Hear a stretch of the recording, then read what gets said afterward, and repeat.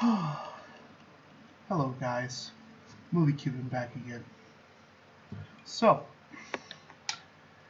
as all of you Diablo players are well aware, if there's one thing in this game that you can always use more of, it is crafting materials. And I'm not just talking about like the axe-specific crafting materials you get from bounties. I'm talking all the usual crafting items. I'm talking the reusable parts, the arcane dust, the veiled crystals, the forgotten souls, and the death's breath. In addition to the axe-specific materials, like West March holy water, corrupted angel flesh, there's the butterfly wings, the Chaldean nightshade, the Ariat war tapestry, and then the Conduran runes. So, but today we're going to focus on Death Breath, because Death Breath is a resource that we are always hungry for. And now I'm going to go ahead and put a warning ahead of time. This build is not, in my opinion, the greatest. Like, if anything, the best thing that it does is get gold. Now, there are a couple changes you can make. I think that'll make it a little more effective, but the way I'm currently running it is the way that I found your survivability to actually be able to keep up, because, and I'll show you as we run through after we talk about the build, about what I mean about survivability versus the amount of death breath that you harvest. So the point of this build is that you're moving quickly through content in rifts, just normal Nephalem rifts, and you're trying to find as many elite packs as you can so that you can kill them for the death's breath. And rather than farming for 2 death's breath at a time, we're going to take advantage of the Sage set, which lets us get that 3rd death breath drop from elites. Now this will work best on T10, but my wizard is currently not geared to be able to withstand T10. I've got some non-ancient gear that didn't roll so great, and as a result of that, my survivability gets called into question quite a bit. But I offer you this build. You can work off of it. You can make it better for yourself. This is just a bare bones setup that I stumbled across in my search for a way to farm up resources more quickly for my other characters. So let's get into the build by let's first talk about the skills. So we're going to be running the tall Rasha setup, and as such you're going to need a skill of each element to use. So I'm currently using Electrocute Lightning Blast because in terms of the generators, this is the best. It's the best long range attack that you have. It does a decent amount of damage. It procs your focus and restraint, so it's just relatively nice to have. You're going to be spamming this basically the entire time in between your explosive blasts. And yes, we are going to be running explosive blasts, but I'll get to that. We're running Storm Armor Scramble. This increases your movement speed by 25% for 3 seconds when you're hit by melee or ranged attacks. It also hits your enemies periodically for 175% weapon damage. I believe both of these abilities have the capability of spawning your lightning meteor from Rasha.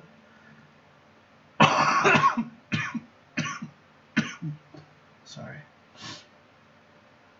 We're running Teleport Calamity for our arcane skill. This is just to give us a small bit of damage to the teleport, making it arcane. The stun is really nice, and it's just how we get around basically. We're running Diamond Skin Prism. This makes it so that you absorb up to 40% of your life and damage from oncoming attacks for 3 seconds. And more importantly, it reduces the arcane power cost of all skills by 9 while Diamond Skin's active. And that comes in real handy for Explosive Blast here, since it does cost 20 arcane power each time you use it. That 9 off will drop that down to 11 arcane power, and then additional resource cost reduction will help you lower that even more. You're going to want to not spend a whole bunch of resource on Explosive Blast, because once each time you kill an elite, since you're going to be running the Ingam in your cube, you'll get basically infinite skills for that 10 or 15 seconds that Ingam gives you, and that will let you just spam Explosive Blast like nobody's business. But if you spend through all your arcane power, then you don't get a whole lot of Explosive Blasts, so be mindful of that. We're running Frost Nova Frozen Mist because this is an area of effect skill. It's not quite like the other ruins where they all just blast out from around you. As you can see here, this leaves a mist around the area of where you cast it, and that's going to be doing damage over time. It's going to proc your cold meteor, and it's just relatively helpful. It helps with survivability and proccing your cold meteor. So for passive skills, we're running Evocation.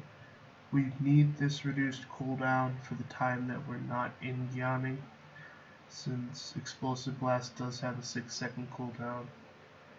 We're running Illusionist, so that when you take more than 15% of your max life and damage within a second, the cooldowns on Mirror Image, Slow Time, and Teleport are reset, and when you use Mirror Image, Slow Time, or Teleport, your movement speed is increased by 30% for 3 seconds. We want to be able to get around quickly with this build. Being able to get around quickly means that the rifts take less time, you can collect more death breath per hour, and that's the real take all at the end of the day that we're trying to get to. Since you're constantly going to be up close and personal, you're going to run the Audacity Ruin, or Rune, not Ruin, the Audacity Rune, where you deal 30% additional damage to enemies within 15 yards.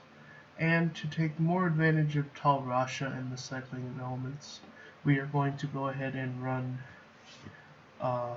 Elemental Exposure, so that every time we damage enemies with Arcane, Cold, Fire, or Lightning, they will take 5% more damage from all sources for 5 seconds. So this stacks up to 4 times, and by 4 times that means once from each element. So that's roughly 20% increased damage when you're at full stacks here. And it's a little easier to keep elemental exposure up now as opposed to how it used to be, where once you fully stacked up the elemental stacks here for exposure, then it would time out and go away, and that took away a lot of your damage. So now that that's no longer a problem, it's a lot easier. So running over here, first let's go over Kanai's cube real quick. We're running Ingon, as I said. Your skill cooldowns are reduced by 10 seconds for 15 seconds after killing an elite pack. This makes it so that your skills will just cycle on through the cooldown and you can keep spamming them. We're going to run Nemesis Bracers since I don't have an actual pair that I can wear right now. Once I find a pair of those, I'll probably swap them out onto my actual character, and then we'll use, instead of the Nemesis Bracers here, we can run either the War Checking and Arm Guards, so you can get around the board faster, or we'll run Gold Wrap, which will basically make you a god. Whether in T10 or T9, so long as you keep picking up gold, you'll basically become immortal. And then we're running the Ring of Royal Grandeur, so that we only have to wear, one less piece for our sets. So first of all, to make this work, you're going to be running a 6-piece Tall Rasha, which means you need 5 pieces of Tall Rasha on your character now that you're wearing the Ring of Royal Grandeur in the cube. So I would recommend the helm, the armor, the belt, the pants, and the amulet. This amulet rolled terribly. I had to re-roll one of the stats for a socket. Ideally, you would want an amulet of Tall Rasha's that already has a socket in it naturally. I didn't have that luxury, so I'm making do. We're running a 2-piece Sage set. I would recommend running boots and gloves here, as you can see, because the headpiece isn't that great. I feel like I kind of like Tall Rasha more just in regards to how it usually rolls. You can technically wear the Sage helm and just wear the Tall Rasha gloves instead. I suppose it comes down to which of your things is better. I didn't have enough resources to make a Sage helm when I was crafting the gloves and the boots, so I just kind of took them. For shoulders, you are going to be, you're going to have to craft these at the blacksmith, because they don't drop naturally in the game. The corruption shoulders. The only reason we want them, or the only reason we want these as opposed to any other shoulder that you would probably wear.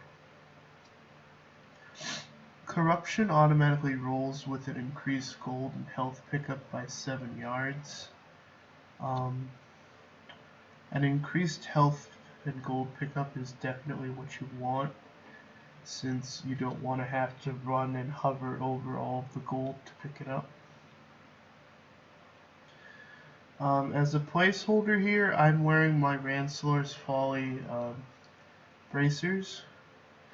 You could probably, honestly, if you don't have Nemesis bracers and you don't have Warjeckian arm guards, then you can most likely get along with ancient Parthian defenders, since this will give you more survivability that you're not getting from the gold wrap if you're running the Nemesis bracers in the cube. And then for your weapon, you are definitely going to want to run a Wand of Woe. Since Explosive Blast plays such a important role in the build, getting that extra damage roll for Explosive Blast and having the 3 additional Explosive Blasts is just absolutely mandatory. And it goes hand in hand with the offhand that we're running, which is the Orb of Infinite Death. Each time you hit an enemy with Explosive Blast, your damage is increased by 4%, and your damage reduction is increased by 15% for 6 seconds. The max is 5 for this, but I rolled 4%, which it's still not terrible even at 4%. Like, your damage reduction is pretty decent, because it's increased by 15% for 6 seconds, and this effect stacks up to 4 times. You have to make sure you hit enemies with Explosive Blast in order to get this to stack. You have to hit multiple enemies with the consecutive Explosive Blasts. If you don't do that, then this won't stack up and your toughness won't be as good as it could be.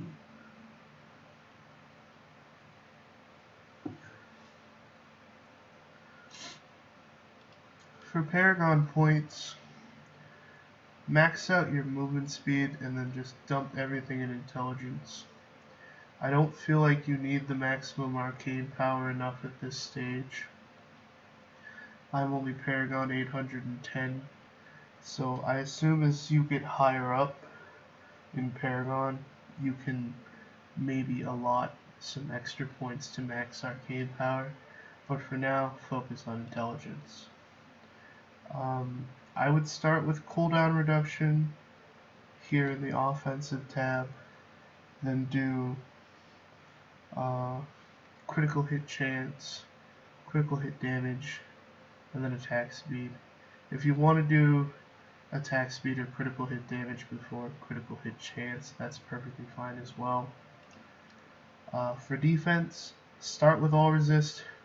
Every one of my videos that you watch, I will say for the defensive tab, start with all resist. It helps so much, even with the little bit that you get from Paragon points. Just like the 25% armor is always really helpful. So focus on these two first, and then focus on your life percentage and then life regeneration. And then finally for utility, start with resource cost reduction, then get area damage, then max out gold find, then do life on hit. Gold find is really important for this build, unlike most other builds where it's just kind of here in the utility tab. So you max out that gold find, and you make sure that you have as much gold find on your other gear as you can manage. Like, I barely have gold find on a lot of my gear, which is why it's not as good as it could be. But I have what I have, and I have to make do with that. So that's the build. If all you wanted was to see the build and hear my explanation for the gear and stuff, then I'd recommend you guys log off right here. But if you want to hear an explanation of how the build works and see it in action, I would recommend you stay, because we're going to move over into the gameplay section of the video now. So we'll come over here to the Nephalem obelisk and we'll start up a Nephalem rift. the instant you get in the rift, start up your storm armor, and then we want to get in the middle of the group as quickly as possible. Start by hitting them with Frost Nova to proc your Bane of the Trapped, and then just Explosive Blast them. Explosive Blast them all to hell is basically the name of the game. Ooh, that's a Bloodshard Goblin. Nice! I was not expecting that, but I'm quite happy with that.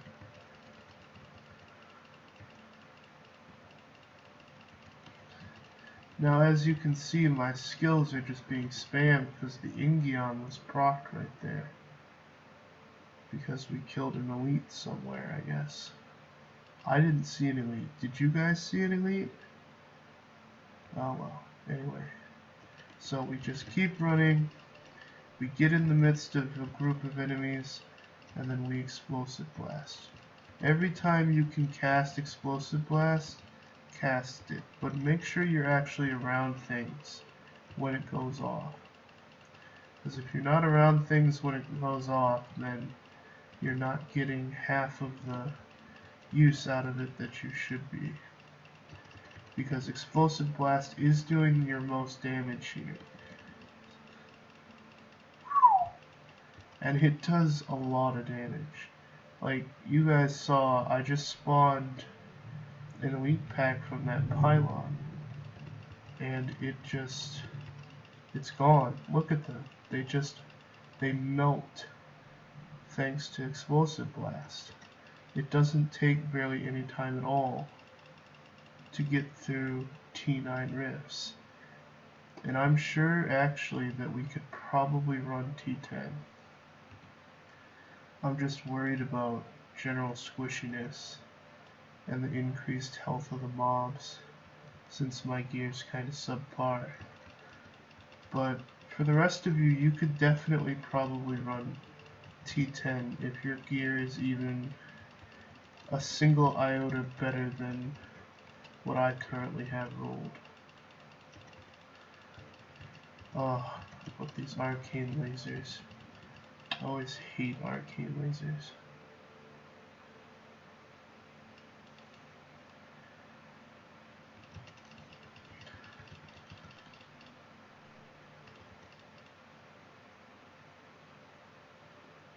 So, unintentionally,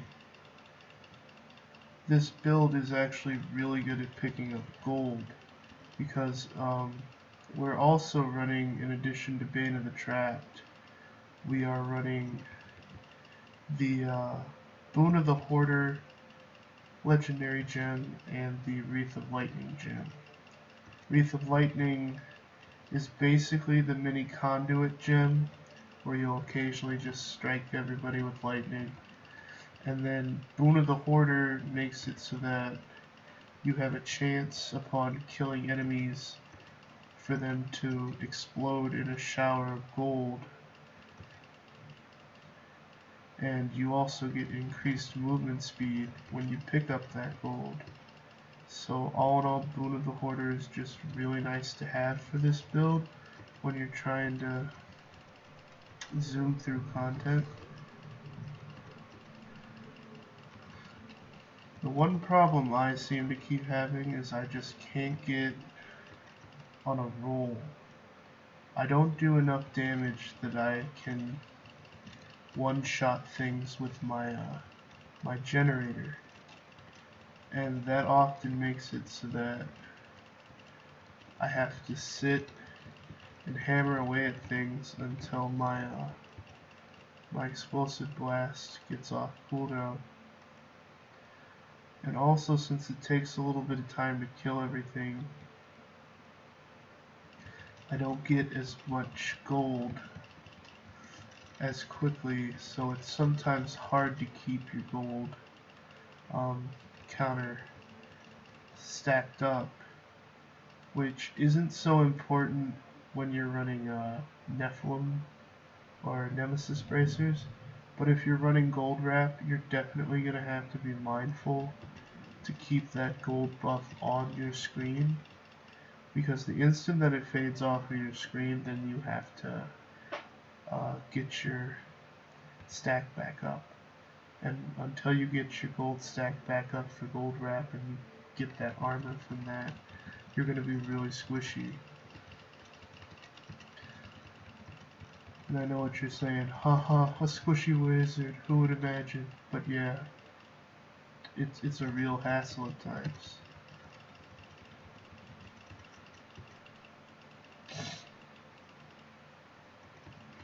Alright, Rift Guardian's here. Let's see who it is. It's Escondio. Hey, Escondio. You're dead now.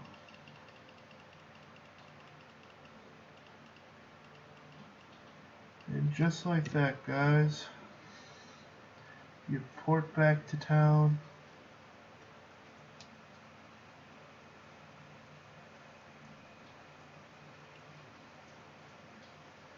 You talk to Oric. Now, here's what some people do. If you come over here and you really quickly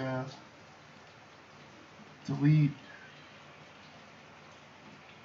or not delete, if you come here and salvage your items, check your